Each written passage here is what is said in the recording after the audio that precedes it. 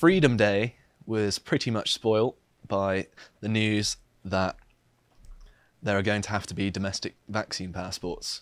So before I get into that, I'll just go over the, I suppose, good news. I mean, we're getting some of our liberties returned back to us that shouldn't have been taken away in the first place. But face masks are now voluntary in England. Scotland and Wales are to keep mandatory masks because they have their own devolved parliaments. They have their own petty tyrants. Indeed they do. Northern Ireland is also yet to announce, but it's still a legal requirement for now. So only England is allowed to take off our masks, while the rest of the UK, for some reason, cannot. I don't really understand the logic in that. Yeah. They've also got their own rules of six and all the other ridiculous restrictions where we don't anymore. Some more bad stuff from devolution. Well done, Tony Blair. So all businesses are allowed to open with no limits on their capacity, so no more rule of six, and they're allowed to have as many people without masks as they like. And they no longer require people to enter with a QR code being scanned or taking details, so you don't need to have the test and trace app and having to scan the code anymore, which obviously lots of people had a problem with, the fact that you've got an app on your phone that tracks where you're going. That's connected mandated by the government, yeah. I mean, that's never gone wrong before. I mean, it doesn't happen in China whatsoever.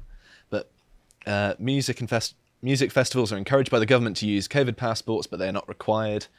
And I think it is probably likely that they are going to use them anyway. And from the 16th of August, those who are double jabbed and still exposed to COVID are not required to self-isolate anymore, even though it doesn't make you immune. It just makes the symptoms less bad. So I don't really understand that either. And if you're not vaccinated, you're still required to isolate. There are limits on the number of people who go into care homes still, and you have to have a negative test to get in.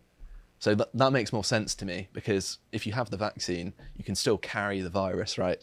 But the negative test is the important thing, but it's not going by the negative test. It's always by whether you're doubly vaccinated. So it seems like the government is just trying to incentivize people to get the vaccine because it'll make their life easier, even if they have kind of questions about it in the first place. So the requirements for working from home are also dropped, and the school bubble system has been scrapped. And UK residents who are fully vaccinated, after 14 days, they no longer have to isolate when returning to England, from a green or amber list country. So it makes foreign travel easier, I suppose. So, I mean, it's nice that we've got some freedoms back. I mean, not having to wear a mask, going out and about, and being able to go into shops with groups of people is nice.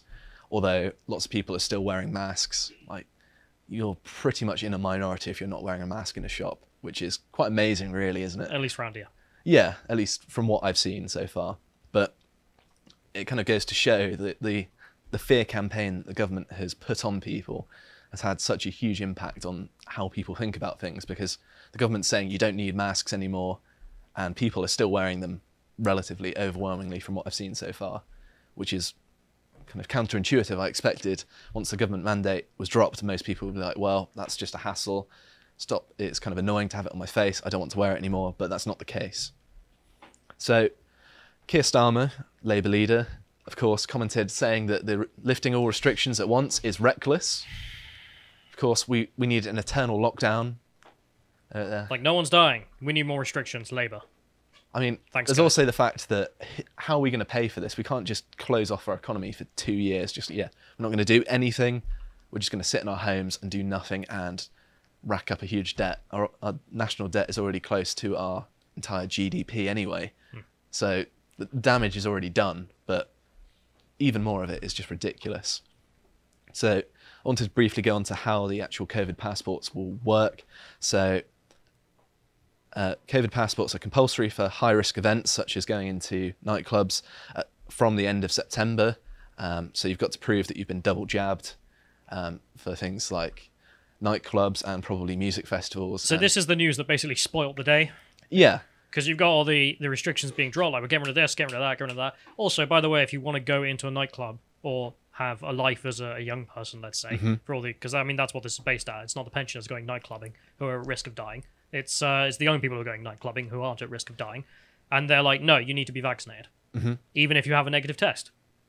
So not about the virus, then, is it? Because if you've got a negative Yeah. test that shows that you're not infected. It's just ridiculous, isn't it? I mean, if I wanted to go to, say, a music festival, I would need to be doubly vaccinated, even if I stood like right at the back, away from everyone else if I wanted to, which I probably wouldn't. But it just doesn't make any sense, especially if you're outdoors as well. Like, supposedly it makes the transmission far Like, you could prove I don't have the more virus. difficult. Also, I'm in my 20s, so I can look at the statistics and the chance Mm-hmm. of death is incredibly low. Yeah. That's not good enough.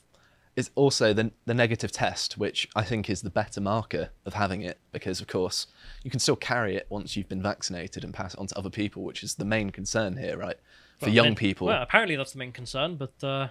Well, yeah, it just doesn't make sense, about my even from the... vaccine stocks? Yeah. Although I don't believe in any restrictions at this point, it's clear to me that even if you kind of take their logic, it still doesn't make sense. Because, of course, the negative test would be the key thing in most cases, right? But no, apparently not. So the rationale behind the end of September goal for the COVID passports is to give over 18s the opportunity to get vaccinated. So they've at least been charitable enough to postpone it a little while, so you have a little taste of freedom before it gets taken away, if you don't get vaccinated, that is. And of course, the COVID passport avoids any need for self-isolation if you visit an amber list country, which is, the kind of second tier of risk. So making unvaccinated people second-class citizens. Everyone else has this right except for you. Mm-hmm. That's more or less what it's doing, and of course, it is ridiculous. And the nightclub industry has been understandably very angry about this plan, especially considering the government didn't... They said we're not going to have them, and then here they are, magically on the Freedom Day. It's almost like they timed it so that people would be less angry because at least they've got, some restrictions removed. So it seems very tactical on their part to say, okay, you're all free to do what you want, but also we've got some new restrictions from the end of September. And I just can't understand why they would do this.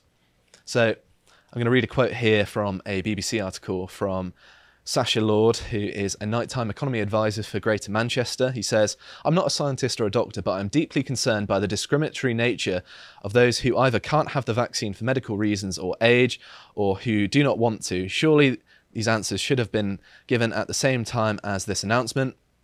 Where does this leave festivals or live music events catering specifically for teenagers or children who haven't been vaccinated? Does this now mean that young people who have already suffered hugely during this pandemic now won't be able to experience the thrill of seeing their favourite artists on stage?" And he goes on to say, "With this one move, the government appears to have wiped out live gigs for a whole generation." And they definitely have. And it is awful. Just, okay, you're a young person, because of course under 18s can't get the vaccine, and younger people as well, most likely to go to these sorts of events. And I think it's 35% of all young people haven't had a vaccine yet. So it's a reasonable proportion of them. 35. Yeah. So that means that the opposing percentage have had the vaccine. Mm-hmm. So that's the thing. It's not even like, 90% of them haven't had the vaccine. Yeah. Or something. It's like, no, you've It's got more than the majority have. And you're Two still waiting. thirds, yeah. And they're still putting in these restrictions, which is... So the science doesn't support it. It's a completely nonsensical argument to be like, yeah, well, the science this time round, let's say, although all the other time rounds, let's also be frank, true.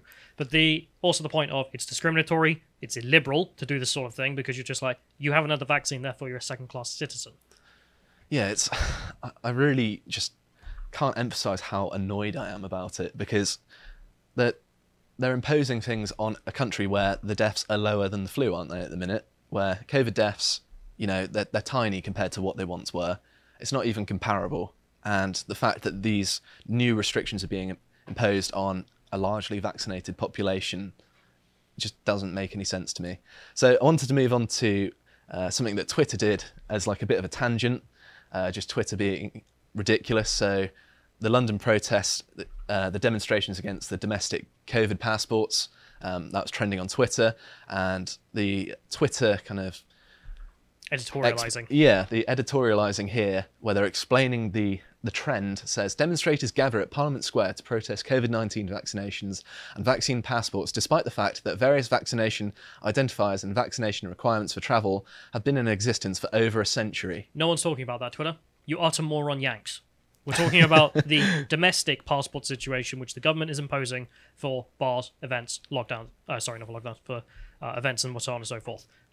And yet the Yanks are like, oh, I've got an opinion on this. Let's write about this. You know nothing about what's going on. So not only is it, American imperialism, I hate to use that term. Yeah, but it is Silicon Valley. So yeah, it's Silicon Valley imposing their values on a situation which they clearly don't understand because they're talking about foreign travel when it's a domestic issue.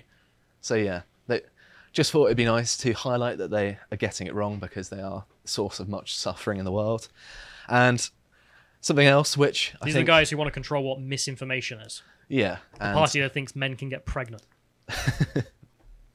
And related to COVID, something else that was very interesting is that former government advisor to the Prime Minister, Boris Johnson, has done a recent interview where he's saying Boris Johnson resisted autumn lockdowns as only over 80s dying. So I wanted to go into this a little bit. So why is a former advisor, if you haven't been following, having a go at his former employer? Well, he was kind of fired under dubious circumstances, supposedly. The rumour was that Boris Johnson's wife, or now wife, I don't think she is his wife at the time, Carrie Symonds, didn't like Dominic Cummings, and mysteriously he lost his job for no fault of his own, supposedly. So I think he's relatively bitter, and he's been going against tirades against the government. He's been calling Matt Hancock incompetent and stuff like that, which at least we agree on that. But he's been saying that Boris Johnson was reluctant to tighten COVID restrictions as cases rose last autumn because he thought people that were dying from it were essentially all over 80. And he's saying this to try and smear Johnson, but this is exactly what we were saying, really, wasn't it? Just like, well, it's what the NHS says. It's just, here's the average death age for someone with COVID, and here's the average death age if you live in the UK. And if you get COVID, your average death age was higher than the average age expectancy. That's actually what Boris says. He says, hardly anyone under 60 goes into hospital, and of those, virtually all survive, and I no longer buy all of this NHS overwhelmed stuff, folks. I think we may need to recalibrate. There are a max 3 million in this country aged over 80, and of course, he's saying here that it just was a mistake. Like, we're protecting people who are already above the average age of dying in the UK, and we're keeping everyone else in their homes. And this is what we were saying. I want to believe that he is agreeing with the numbers released from the NHS, but I feel like Dominic Cummings, you actually mentioned this, I think it was you that mentioned this earlier as a joke, which is that he's playing like 4D underwater backgammon, in which he's like, yeah, I'll go out and smear you, bro, and then I'll release that you said some sensible things to smear you. And it's like, well, to be honest, I believe that more than Boris Johnson saying something sensible. The official government response was that the Prime Minister took necessary actions to protect their lives and livelihoods, guided by the best scientific advice, even though not all of the scientists agreed. And the government had prevented the NHS from being overwhelmed through 3 national lockdowns. But it was the vaccines that worked, wasn't it? It wasn't really the lockdowns. But never mind. UK Chief Scientific Advisor Sir Patrick Vallance and England's Chief Medical Officer Professor Chris Whitty both pushed for tighter restrictions in mid-September of 2020. Apparently Boris resisted, saying, no, I'm not doing it.